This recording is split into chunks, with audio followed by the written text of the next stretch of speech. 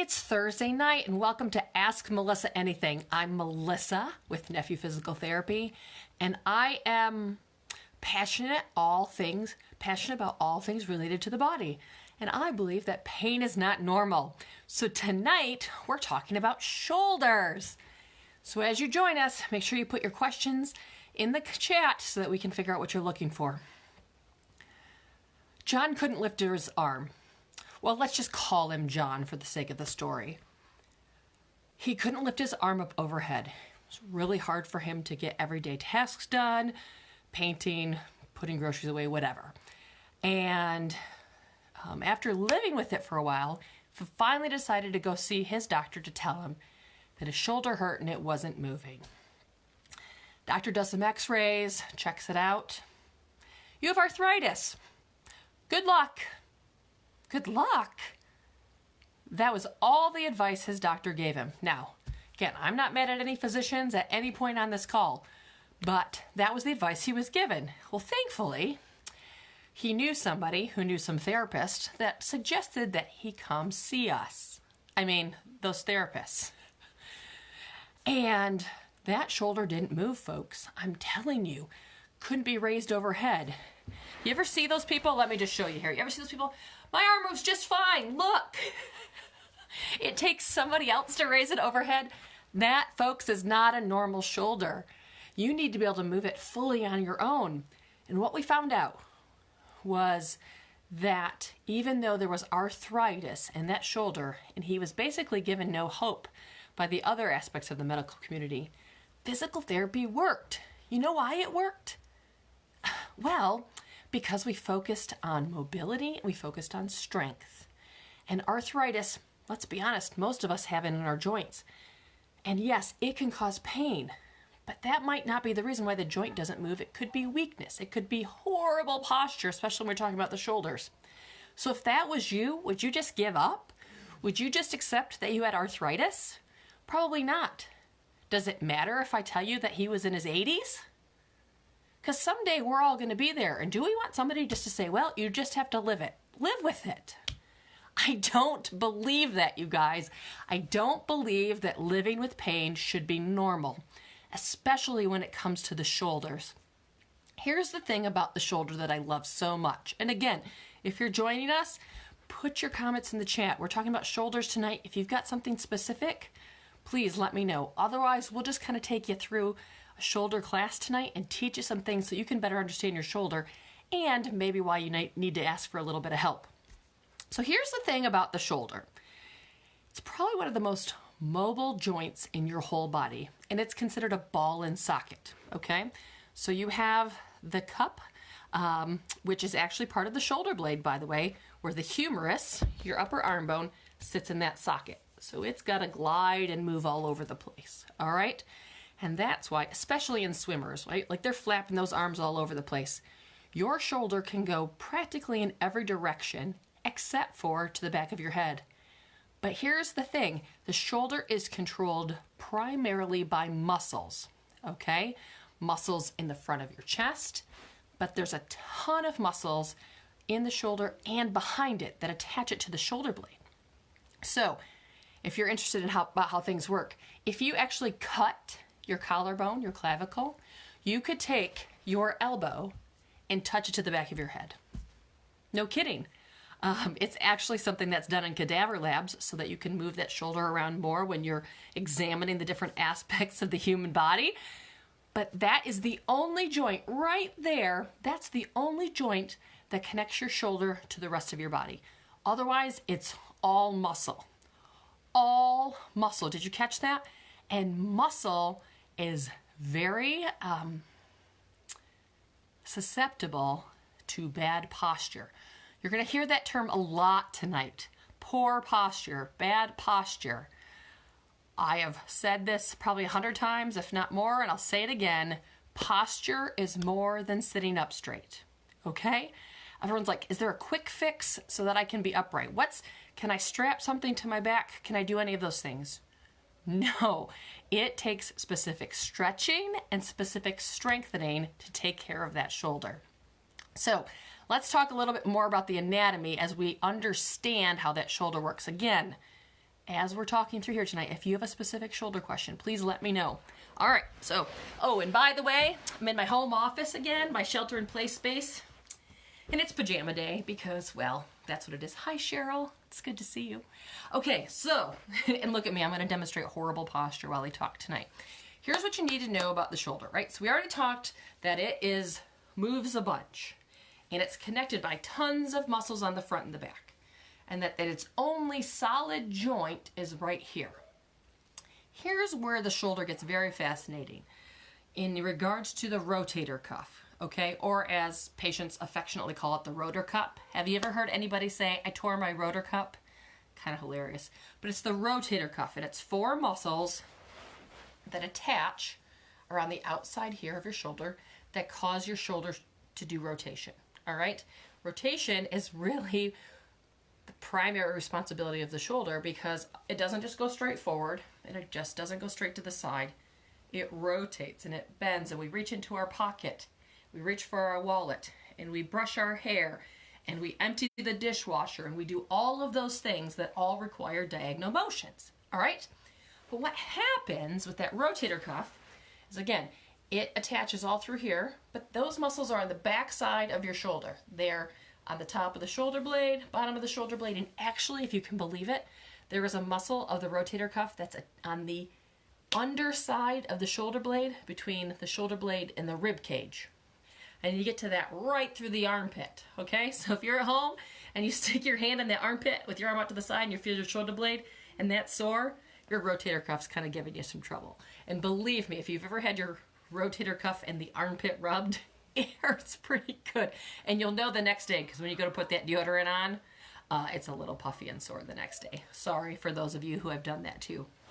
All right, so we're talking again about that rotator cuff. So that's where it's at. It comes back here. Here's what gets people in trouble, all right? The most common complaint of shoulder pain is caused by impingement. Pinching, okay? That rotator cuff is in here and it gets pinched. Now, this is where I wish I had my fancy anatomy graph, but again, you know, I'm at my shelter-in-place space. Feel the top of your shoulder, right? This is the great thing about teaching this, is you all have a shoulder. All right, so you feel that bone right there on the top of your shoulder, okay? That is the joint where the collarbone meets part of the shoulder blade. There's this spine, this ridge along the back, and it comes here and it creates this bony hood.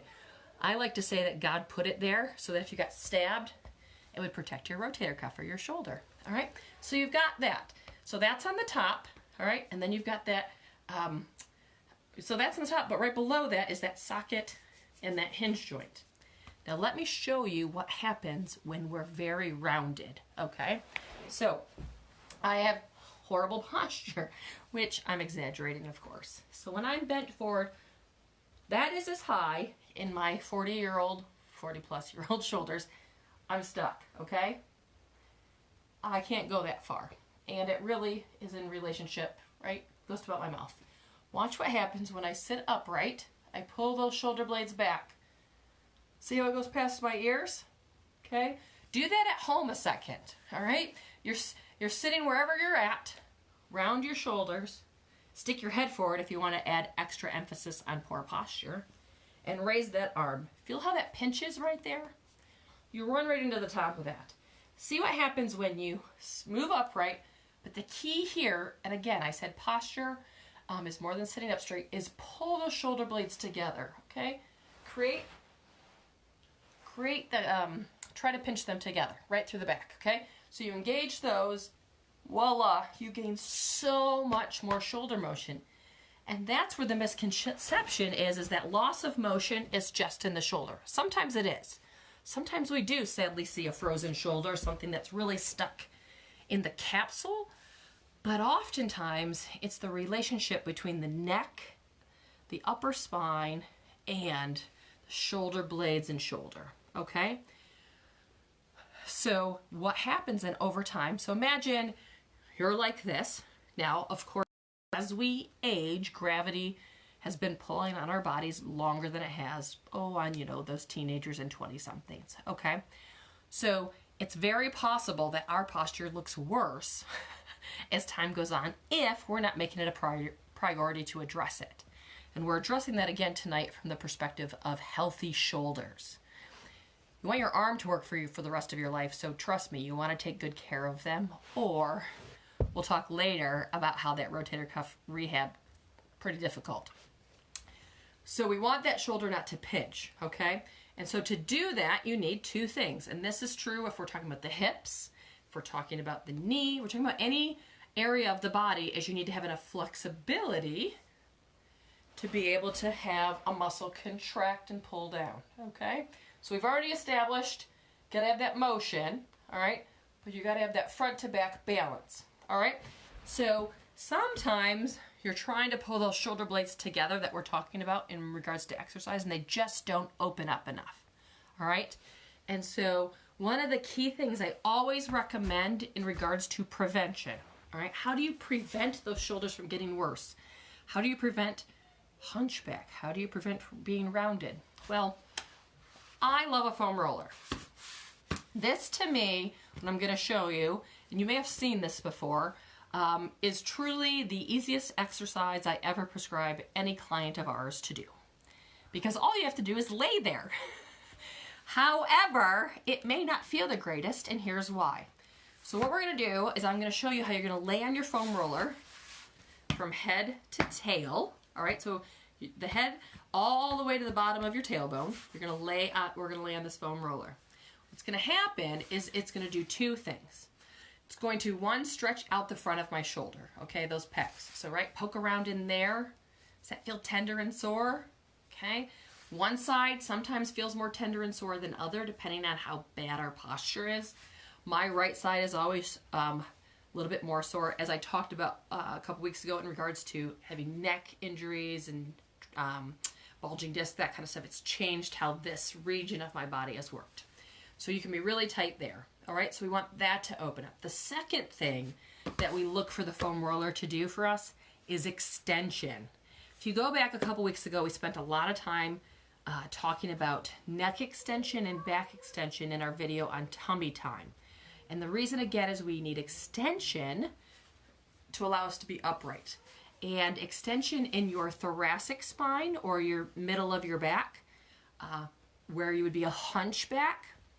What we see is if you don't have mobility in those joints to be more upright, it doesn't matter how strong you are. Oh, I've gone to the grocery store and I have seen all these old people totally bent over. They couldn't stand up straight if they wanted to, even if they had the strength, because those joints have been use it or lose it. They have stopped moving, all right? And so what we really need to have happen in that situation is we need those joints to move, okay? We need them to open up. So two things are happening when we do the foam roller. So we're opening up the chest, we're going to stretch out that pectoral, and we're going to mobilize or extend the thoracic spine. Any questions so far, anybody? Again, throw them in the chat. So this is a more dense foam roller. You need a full roller. Some people have half ones. I'm sorry, a half one will be fine, but it has to be 3 feet long, unless you're, this tall. But you're going to need something big like this. So it is very simply, and of course, as I say to every client, the mount and the dismount can be hilarious, all right? So quickly here, I'll just show you from this side of the room. I'm going to sit on it with my booty, and I'm going to lay back. I'm going to rest my head on the roller, and I'm going to rest my arms out to the side. The problem is, once I get here, yes, I don't want to get off because it feels so good. If you notice, I had my knees bent, okay, so it takes pressure off my low back. I have my neck in line. I'm not rolled back or rolled down, and I'm just relaxing. So I recommend when we're doing that very simple stretch with the foam roller that you're doing it for about 4 or 5 minutes. Very passive. However, if you spend hour upon hour of your day sitting at a desk, strapped to a chair, whatever that is, this is one of those things that will allow you to open up in conjunction with the tummy time exercises, again, that we talked about a couple weeks ago, to get things opened up. It will open up your chest. Keep this in mind as a side note. As the more rounded we become, the more forward we become, the harder it is to breathe, because we're not getting good chest expansion. The rib cage needs to rise. You need to have all that kind of stuff. So that's where that collapsing or that hunchback position is more than cosmetic, right? It's, yes, we all want to be taller. I don't know very many people who'd like to be shorter. And being upright helps with that. But as far as lung function and many other ways, your organs in your stomach need to open up, all of those things. So I highly recommend the foam roller is a way to open things up. Now, if you're in a pain cycle right now and you're not feeling good, that's where you have to be careful on whether or not you decide to use this. And keep in mind, I'm giving these exercises, this is your weekly warning. These exercises are given from somebody who's not evaluated you, touched you, treated you, or talked to you in person, okay? And that's where when we do a good physical therapy evaluation, when we assess the shoulder range of motion, we assess flexibility, we get in there and we touch those muscles and find out which ones are ticked off. We assess strength. Oh, assessing that strength, so important. And you'll be surprised often where you are strong and where you are weak. And we kind of expect it, you know, based on posture and history and just the fact that we're often not opening up enough. So if you are in a lot of pain, and we're not even talking about numbness and tingling during this call tonight, all right? We talked about that a couple weeks ago in regards to the neck. But again, if you have numbness and tingling, I always say do not pass go. Go directly to a good physical therapist or physical therapy clinic like Nephew, and let us get that calmed down and resolved as fast as possible. Okay, so we have covered the importance of the anatomy, protecting and saving that rotator cuff, not wearing out that joint. We have talked about, yes, the stretching, the range of motion. So what do we need to do next? We need strengthening, okay? Here is the challenge with strengthening. We often think it's just doing dumbbells, like curls and overhead presses, right? All that kind of straightforward stuff. Maybe some lateral raises. And yes, as a part of a strengthening program, absolutely all directions are important. But when you are having that impingement that we're talking about, where we're talking about putting pressure on that rotator cuff, you need shoulder blade retraction or that pull back, and you need external rotation, okay? Everything that is opposite of this, you need to go back and open. Because we go back to the way that anatomy worked, and I may have skipped over this earlier, so my apologies. So there's a tiny little space, right? We went over that activity where you bend forward and then you bang into that hood. You have more space here when you are upright. And when there's inflammation in there on top of poor posture, oh, you can have shooting pains sent everywhere, which is different than numbness and tingling in through that. So what we need to do is we need to do strengthening exercises, all right? So again, I'm referring back to the tummy time video where we spent time on our stomachs, pulling our shoulder blades together. Simply, what we sometimes do, like I've already kind of demonstrated, is we do shoulder blade squeezes, or sometimes also called a postural break. When you're, again, we're picking on the people who sit a lot, but that could be truck drivers, administrators, people who work in an office, business owners.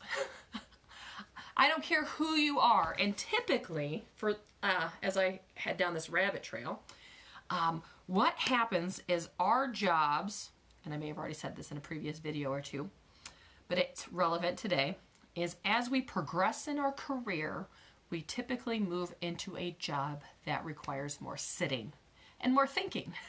Okay? My role as leading the clinic and some of the administrative things I do, I spend more time behind a computer sitting than I do behind a computer training clients. All right? I know lots of people who work in the trades as contractors, construction workers, all of that. And as you move into leadership, right, or a site supervisor, you're spending more time behind a desk or behind the wheel of a truck. All of those kind of things. And so what happens is we naturally grow in our careers into a more sedentary job.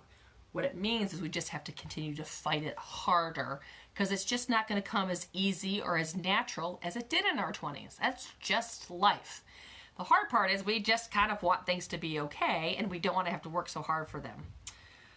Newsflash, the best things in our life is the things that require the most amount of work, right? And we can't look at what somebody else has and want it. I'm telling you, that battle with contentment and accepting what you have is truly based on the energy and effort you put into something.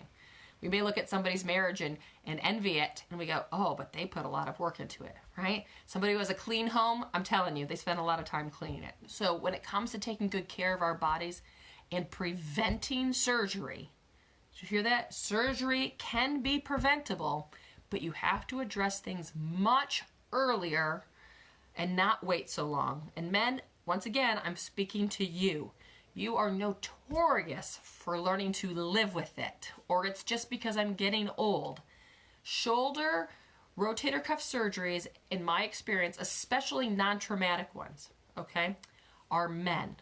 I have the privilege right now, while we are in quarantine, shelter in place, COVID-19 craziness, whatever you want to call it, I've stepped in to take care of definitely the people who are in the greatest amount of need. And I have currently a couple of, there we go, I'm back.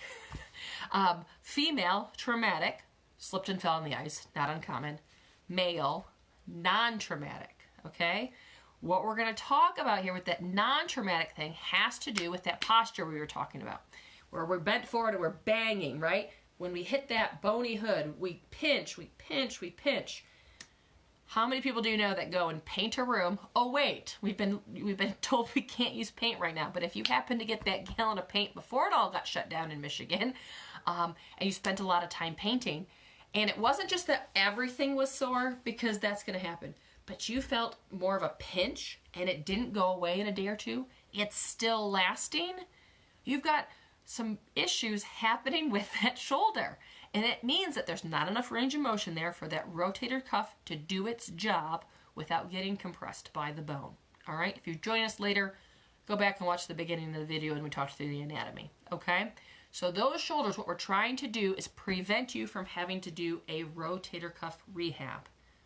Because you want to know how long that's going to take you? It's longer than you think. I will tell you that. Most rotator cuff rehabs, you can expect to be in therapy for 18 to 20 visits. That's twice a week for, 9 to 10 weeks. And you're usually not starting therapy until about 4 to 6 weeks after surgery. And you cannot do anything with your shoulder for 6 weeks. So think about that. If you need to have it repaired, and I'm telling you, if you need it, do it, okay? Don't sacrifice the use of your shoulder because you don't want to do surgery. Again, fabulous surgeries are out there. So there's two sides to this. One, if you need it, do it. But if we can prevent it, please let's prevent those shoulder surgeries, okay? And because we see there's some great physicians in Holland who very much won't cut unless they have to. Really appreciate that. My husband had to see a shoulder doc once for those kind of things. And it wasn't a rotator cuff tear, it was a different issue. But he really laid out that surgery isn't always the best option. So from a surgeon, I greatly appreciate that. So we're trying to prevent those things. But if you end up with that rotator cuff surgery, you need to talk to somebody who's had it. They're sleeping in the recliner for at least 4 to 6 weeks. Because even laying flat, I'm telling you, friends, I've seen lots of them. Even laying flat on your bed with your arm at your side hurts, okay? You're in a sling for 4 to 6 weeks. If it's a massive tear, you're in those big, it's a big abduction sling where it's got a big wedge right here and it holds you in place because we're trying to let that muscle across the top heal and we can't do much. And then it is the definition of the baby steps where we have to be able to crawl before we can walk. We guide you through those stages and you hope along the way that you don't push it a little too much too fast. Okay, slow and steady wins the race. This is a tortoise versus hare argument every single day with the shoulder. And it is long and tedious and boring exercises without a doubt. But don't do it without a therapist. Let me tell you that,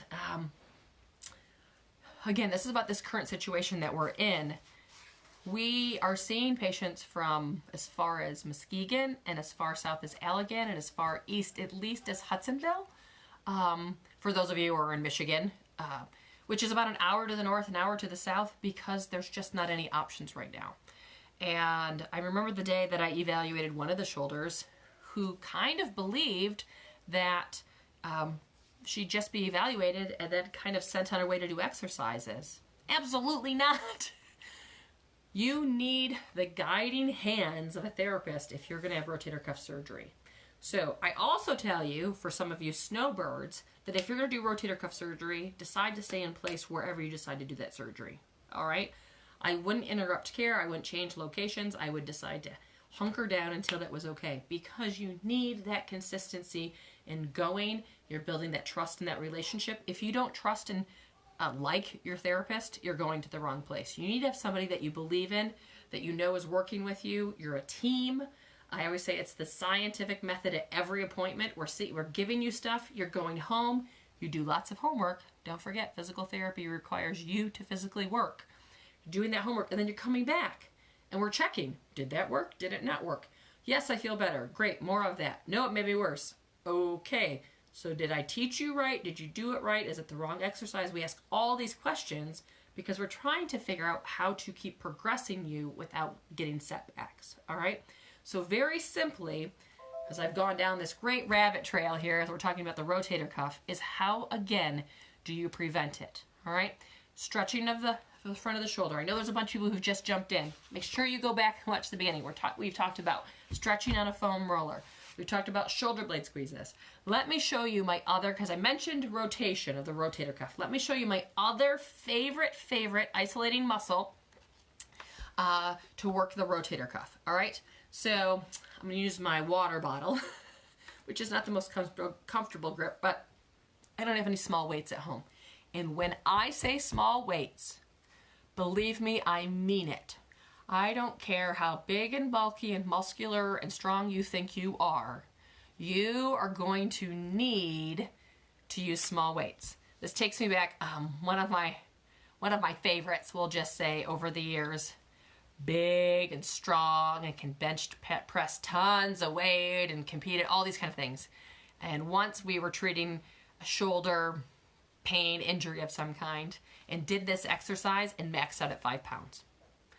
I can't remember the last patient I actually got to 5 pounds on this exercise, so know that that is like extreme. Sounds crazy. You're like, I can move 5 pounds with my pinky. Probably, but if you are having a problematic shoulder and we need to isolate that rotator cuff, we're talking about moderately healthy people at this point, or people way down the road on that rotator cuff repair, all right? So again, changing lanes back to what we were talking about, went on this little tangent about the rotator cuff, but you need to know about that, and not because I'm trying to scare you. I just don't want you to end up being there as a 40, 50, 60, 70-year-old who needs to have their rotator cuff repaired, or you just say, I'm just going to live with it and not have use of your arm. It's just not okay with me. All right, so what we're going to do, and I'm going to talk you through it, and then I'll try to show you here again in my fancy studio, my shelter-in-place, whatever. All right, so this is, you're going to lay on your side. I like that you do it with a pillow, not with your arm, because you'll cheat with your neck, all right? But I'm going to do it laying on my side with my arm since I don't have a pillow. So this isn't the most ideal thing, but what you're going to do is I'm going to put my elbow right into the top of my hip, and I'm making a 90-degree angle. Do you see that there on my hip? It's kind of like a windshield wiper motion, all right, folks? So you should try this one at home. I highly recommend it. The key, again, to all of this stuff is good postural position. So obviously me laying rounded and forward isn't good. You want to lay nice and straight. Elbow is pinned in the top of my shoulder, or top of my hip, and I'm going to rotate and pivot in my shoulder, all right? I actually am pulling my shoulder blade towards my spine, and then if I wanted to, so I'd be down here on my side, I'm just going to do the motion without anything in my hand. I'm just rotating up, and I'm rotating down. If you do this correctly, you will feel it actually in your mid-upper arm. Just a simple rotational motion. I highly recommend usually that you start with 1 to 2 pounds, which in a lot of situations is a soup can. Or water bottle is too big of a grasp for me, but something simple like that. And so you do that motion. I always recommend doing both sides, even if they're both not symptomatic, okay, so that you do that. because not only is it going to help that shoulder have more space, right? We've got that space underneath that bony hood, but it's also going to help your posture. Reading some of the comments, it's so neat to see so many of our former clients here. Laura's here. Yes, Laura, that's a tough one, isn't it? And Nancy, yes, absolutely. She mentions the tennis elbow, which we'll have to talk about that another night as well, because that is a whole other thing. I will make this quick comment. If you do, in fact, have tendonitis in your elbow, the stuff that we're talking about tonight will make a difference in the elbow. We'll talk in more detail on another call in regards to why. But if you do have tennis elbow tendonitis, lateral epicondylitis, whatever you want to call it, the stretching on the roller, the shoulder blade squeezes, and the external rotation, along with the tummy time stuff that we mentioned before, can help your elbow, okay? Because it's going to just impact the relationship between the shoulder and elbow. So there's that side note. But good to see you, Nancy. So real simple things, you guys, that you can do to address making that shoulder work the best way that it can, all right? Keep those simple tips in mind. That, again, posture is more than sitting up straight.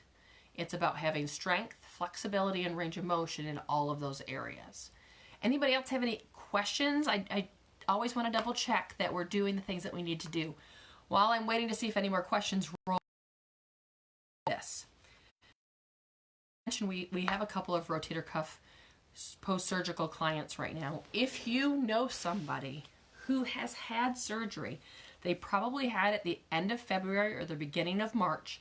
And this is who we're seeing right now. Like I've mentioned, hip, foot, couple feet, couple shoulders, back surgery, neck. If you know somebody who's had those surgeries and is trying to rehab on their own at home, we are taking clients right now with those needs. And we're working in we've created a clean environment. Of course, we wash our hands a ton, which we always did. We're wiping down surfaces. We're encouraging our clients to do whatever makes them comfortable. So some wear masks, some don't. We ask them to stay home if they're not well. But God has been good for the last 6 weeks. I will tell you that. Everyone has stayed healthy and very well, and they're making progress. But it's very much that relationship. So if you know somebody who's not been able to find help, again, and now, I forgot about the joint replacements, because a lot of those surgeries now have been canceled. And those things hopefully will start resuming here in the next month or so. I really hope, because I know some people who really needed surgeries and it got put on hold. But if you know somebody who's looking, like I said, we've got people from driving all over the place, and I continue to praise God that they're doing well and they're making great progress. And even got to discharge somebody this week who had knee replacement, and she's doing so well. We're so happy for her. And she was one of the people that got just caught in the shuffle. One place closed, another place closed. Finally, we were able to serve her and help her through this season. So we want you to know that if you need the help, send us a message. All our information is somewhere on our Facebook page. Look us up on Google. Super easy. All right. Well, I want to end. 1 second here. Let me grab my notebook. Oh, where is it, folks? Isn't this how it always goes? All right. You think you're ready? But I got to look, this is my fancy office, right? And the quietest place in the house. I wanted to share this with you because it's something that's kind of related to, again, what's going on in our world. Pain is not normal. We know this. God did not intend us to hurt. And as a physical therapist for over 20 years now, I have seen how amazing it is for the body to come back, for motion to be restored, for function to return, for hope to come back. Oh, sorry, I'm thinking about my friend Dennis right now, who I said that maybe I'd tell a story someday. Worst knee I've ever seen, just shredded. And I was lucky enough to get to know him for a long time ago, and restored hope. I feel like our relationship was as much about hope and getting back to the things that they loved as much as it was about getting that knee to move. And I feel like so much of us lose hope in things. I'm struggling in this time right now to have enough hope. I hate the uncertainties. I totally hate how uncertain life is right now. I don't know when the end of all of this will be. I don't know how to lead through this. It's hard to figure out what to do with the kids. You know, there's all this stuff happening. But I guess because I have hope, right? I have hope in God. I have hope in the future, and I have hope for healing. So if you are struggling for whatever reason, reach out, let me know. Let me know how we can help. Maybe it's just a conversation. Maybe it's, hey, check out this exercise. But we're here to help you because remember, pain is not normal. Stay safe.